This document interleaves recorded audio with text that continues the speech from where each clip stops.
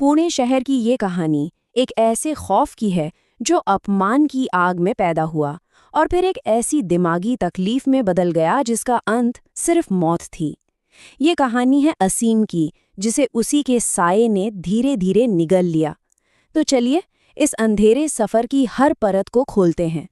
सोचिए जरा, ये वो डरावना मंजर था जो असीम को रोज अपनी खिड़की से दिखता था। एक ऐसा नज़ारा जो असलियत में कहीं था ही नहीं, पर उसके दिमाग में हर पल जिंदा था और उसे धीरे धीरे पागलपन की दहलीज की तरफ धकेल रहा था।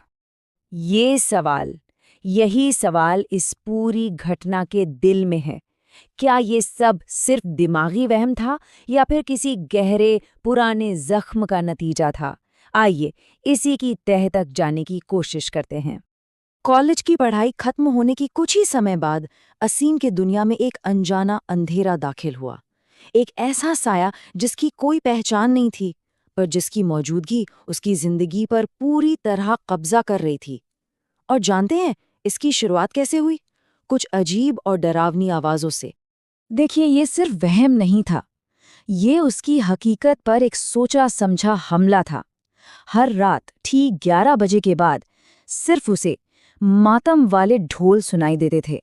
सिर्फ उसे ही वो 3 लोगों का जनाजा दिखाई देता था और धीरे धीरे उसके अपने ही परिवार के चेहरे उसे राक्षसों और चुड़ैलों जैसे नजर आने लगे।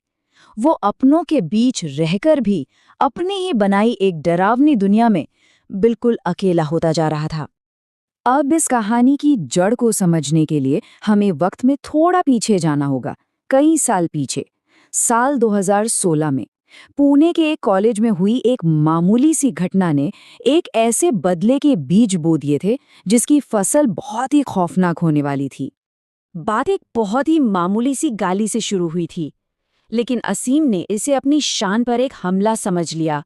उसने अपने एक दबंग दोस्त मुकुंद के साथ मिलकर प्रणीत को उसी के मोहल्ले में सबके सामने बेरहमी से पीटा, और इतना ही नहीं, उसे ये करने पर मजबूर किया कि वो कॉलेज में जब भी असीम को देखेगा सिर झुकाकर चलेगा। ये सिर्फ पिटाई नहीं थी, ये एक पब्लिक बेइज्जती थी, एक ऐसा जख्म जो प्रणीत के जहन में नफरत का बीज बनकर हमेशा के लिए रह गया। सीनियर्स के बीच बचाव के बाद मामला तो जैसे तैसे दब गया, लेकिन नफरत की आग अंदर ही अंदर सुलगती रही। कुछ साल गुजरे, कॉलेज खत्म हुआ और फिर दोनों के बीच एक अजीब सी दोस्ती शुरू हो गई। असीम के लिए ये शायद माफी थी, पर किसी और के लिए ये सही वक्त का इंतजार था। तो अब प्रणीत असीम के घर अक्सर आने जाने लगा। दोनों साथ में पार्टियां करते थे, शराब पीते थे। असीम को तो यही लगा कि वो लड़ाई एक बचपना थी जो अब खत्म हो चुकी है, लेकिन प्रणीत के लिए वो बेइज्जती एक ऐसा जख्म था जो कभी भरा ही नहीं। वो बस सही मौके की तलाश में था। और अब हम वापस लौटते हैं असीम के उस दौर में जहां वो तेजी से पागलपन की ओर बढ़ रहा था। अब ये लड़ाई सिर्फ आवाजों और सायों तक नहीं रह गई थी। अब हमला सीधा उसकी असलियत पर, उसकी हर एक इंद्रिय पर हो रहा था।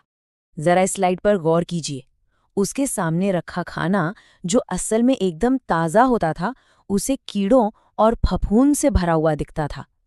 पीने का साफ पानी उसे खून जैसा गाढ़ा नजर आता था, मतलब उसे अपने ही दिमाग में कैद किया जा रहा था, एक ऐसी जेल में जिसका कोई दरवाजा ही नहीं था। इस एक बात से उसकी मानसिक हालत का अंदाजा लगाया जा सकता है। उसका अपना कमरा उसे एक कब्र लगने लगा था। उसे पक्का यकीन हो गया था कि वो जिंदा दफन हो चुका है और उसके चारों तरफ बस वो साए हैं जो उसके कानों में लगातार चीखते रहते हैं। जब दिमाग पर इस तरह से हमला होता है ना, तो शरीर भी जवाब देने लगता है। असीम की हरकतें अब बहुत अजीब और खतरनाक होती जा रही थीं। वो अब खुद को ही नुकसान पहुंचाने लगा था। वो अपने कानों में गूंजती उन चीखों को बंद करने के लिए दीवारों से अपना सिर पटकने लगा। उसने परिवार के हाथ का खाना पीना तक छोड़ दिया, क्योंकि उसे हर चीज में कीड़े नजर आते थे। और जब भूख ने उसे पूरी तरह तोड़ दिया, तो इंसानियत की सारी हदें पार हो गई। वो घर में घूमते कॉकरोच और छिपकलियों को पकड़कर जिंदा खाने लगा। परिवार ने जब देखा कि सारे रास्ते बंद हो चुके हैं, तो उसे बचाने की एक आखिरी कोशिश की। उन्होंने सोचा कि शायद जगह बदलने से कुछ ठीक हो जाएगा और उसे गांव में उसकी दादी के पास भेज दिया। लेकिन ये बचाव का रास्ता ही उसके लिए आखिरी जाल साबित हुआ। गांव पहुंचने के महज सिर्फ 3 दिन बाद असीम की मौत की खबर आ गई। जगह बदलने से भी वो उस अनजाने साये से बच नहीं पाया जो उसके पीछे पड़ा हुआ था। ऑफिशियल तौर पर मौत का कारण बताया गया हार्ट फेलियर, लेकिन ये जवाब बिल्कुल अधूरा था। जो इंसान मौत से एक रात पहले पागलों की तरह घर से भागा हो, जिसने कमरे का सारा सामान तोड़-फोड़ दिया हो और जिसकी लाश शमशान घाट में मिले, क्या उसकी मौत सिर्फ एक हार्ट फेलियर हो सकती है? या फिर इसके पीछे कोई और ही सच छिपा हुआ था? कई साल बीत गए, परिवार इस सदमे से उबर ही नहीं पाया था और उनके पास कोई जवाब नहीं था। फिर एक दिन एक अजनबी ने उनके दरवाजे पर दस्तक दी और एक ऐसा राज खोला जिसने सब कुछ बदल कर रख दिया। उनके घर आए एक पीर बाबा ने परिवार को देखते ही कहा कि असीम की मौत कुदरती नहीं थी। उन्होंने दावा किया कि उसे किसी गहरी दुश्मनी ने इस दुनिया से भेजा है, कि उसे उसके शरीर से जबरदस्ती निकाला गया है। पीर बाबा की ये बात सुनते ही असीम के भाई इमरान के दिमाग में सारी कड़ियां अपने आप जुड़ने लगीं। उसे सालों पहले हुआ वो कॉलेज का झगड़ा याद आया, प्रणीत की वो पब्लिक बेइज्जती याद आई, और फिर उसे ये भी याद आया कि असीम की मौत के बाद से प्रणीत और उसका पूरा परिवार पुणे से गायब है। उन्होंने पीछे कोई सुराग तक नहीं छोड़ा था।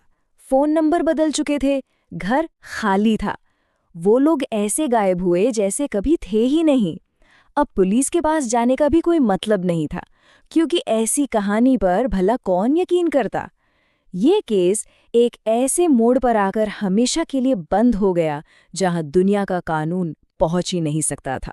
तो ये कहानी हमें इसी एक सवाल के साथ छोड़ जाती है कि अपमान का एक छोटा सा बीज बदले की एक ऐसी फसल उगा सकता है जो न सिर्फ किसी की जान ले बल्कि हकीकत और वहम के बीच की लकीर को भी हमेशा हमेशा के लिए मिटा दे।